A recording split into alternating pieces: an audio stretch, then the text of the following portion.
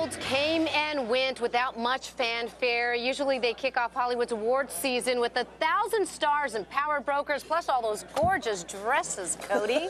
But this year, all we got instead were Billy Bush of Access Hollywood and Mary Hart of Entertainment Tonight. Not that there's anything wrong with a laundry list of them. winners. Hey, that's nothing compared to a glamorous show.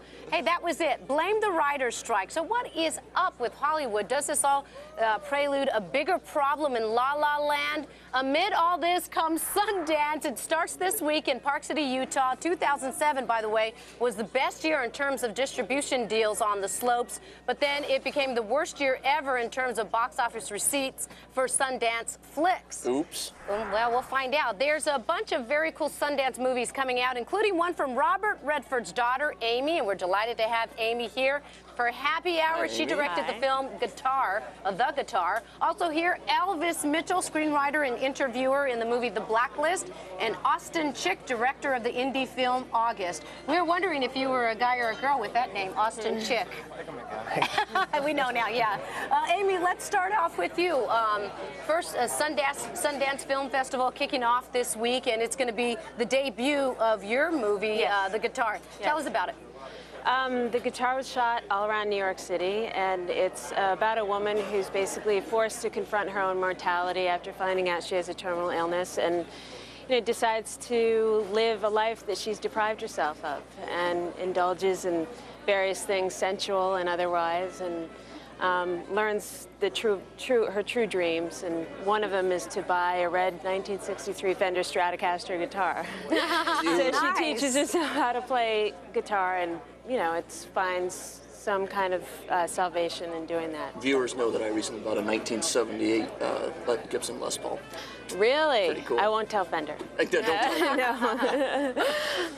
When you make a movie like this, we're always about business here, and so we're trying to sort of understand, say, financing for it, and then actually distribution for it, and that's sort of what Sundance's role is, at least on the distribution side. What about the financing side? How do you make a movie inside of New York City? Well, Sundance, in terms of what its function is really about getting the opportunity for people to see your film. And then hope it gets distributed out. And hoping that it gets distributed. In terms of the financing, that is, anybody's guess. It can be private equity, it can be, a studio, or mine was private, kind of little here, little there, crossed fingers and begging and pleading, and what a lot of people. Right? Yeah. A little bit here, a little bit there, pleading and begging. Yes, and Elvis, exactly. Tell us about now yours is more, is it like a documentary? It's The Blacklist, and you interview black leaders in America. Not just black. First of all, I want to say I'm glad to be here, because any show that combines alcohol and investing is a dream come true for me and for most of America. Pretty intriguing, so right? Doing those things officially together and sanctioning that, because I know they sneak out the stock exchange, just sneaking a drink.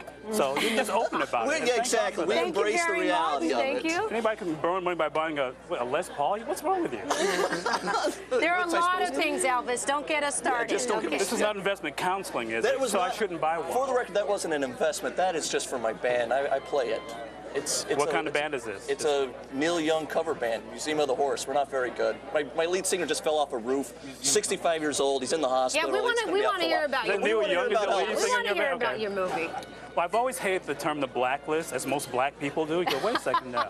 What's this all about? So it was my idea with the director, Timothy Greenfield Sanders, to come up with a blacklist of really cool, interesting black people, not just leaders. We got Chris Rock, Keenan Ivory Wayans, Bill T. Jones, Toni Morrison, Susan Laurie Parks, the playwright, Dick Parsons, who fits in here. In fact, I think he's serving over there right now. So it's just to get the breadth of black experience.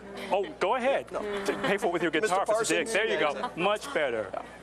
So it's just a way to make a movie about a kind of black experience you don't normally see in documentaries, because usually you get a lot of black people who are victims or who have been trod upon.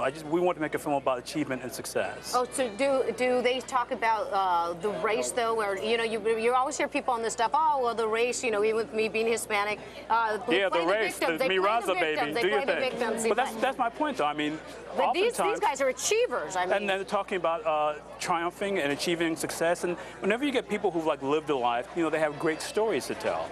And each of these vignettes, people speaking directly to camera, you don't see me or hear me. It's just every one of these subjects talking about the experience of being black in America. And hopefully the kind of expansive point of view you get, it's not something you've seen someplace else before. How long is the movie?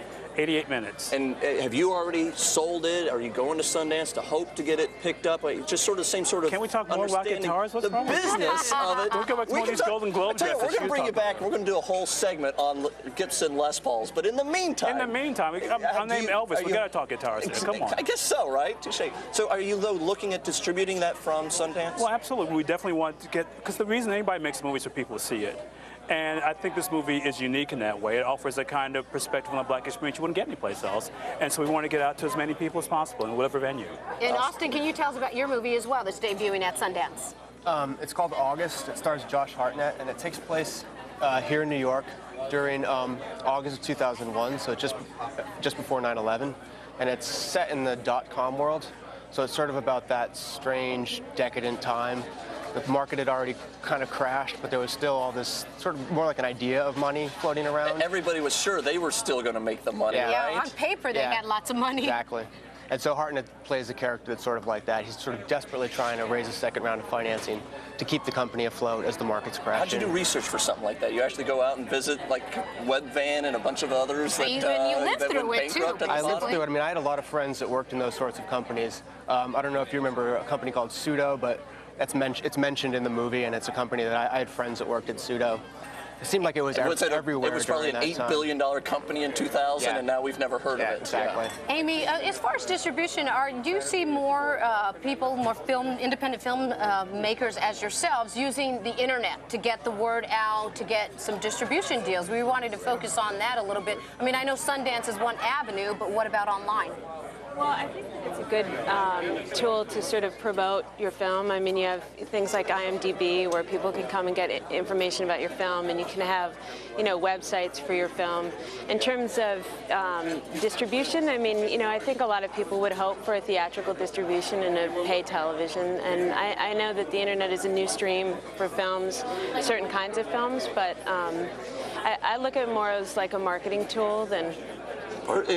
Actually, part of what we're asking, though, on that is that, say, you got Iger talking, at the CEO of Disney, talking about releasing DVDs at the same time as doing things in the theater, and so the concept of DVD is going away. So isn't it possible, though, that we start releasing movies for HD over the internet in your living room in, say, 5 years? Certainly. I mean, I think there's definitely that possibility. I mean, I think it would be great if filmmakers could get the opportunity to shoot their films according to that distribution, to that medium, because when you shoot a film on film, it's nice to know, that you would be seeing it on a screen. If you're shooting a film that's going to end up on an iPod, I think but I'm saying, forget the iPod. It's all going in your living room everybody. anyway. It's just a matter of time. Good luck to all of you at Hey, Sundance. thanks, guys. We're going to be watching. And on tap next, how to build customer loyalty for your biz. We'll chat with one of the experts and advisors to big companies like Coors and Major League Baseball.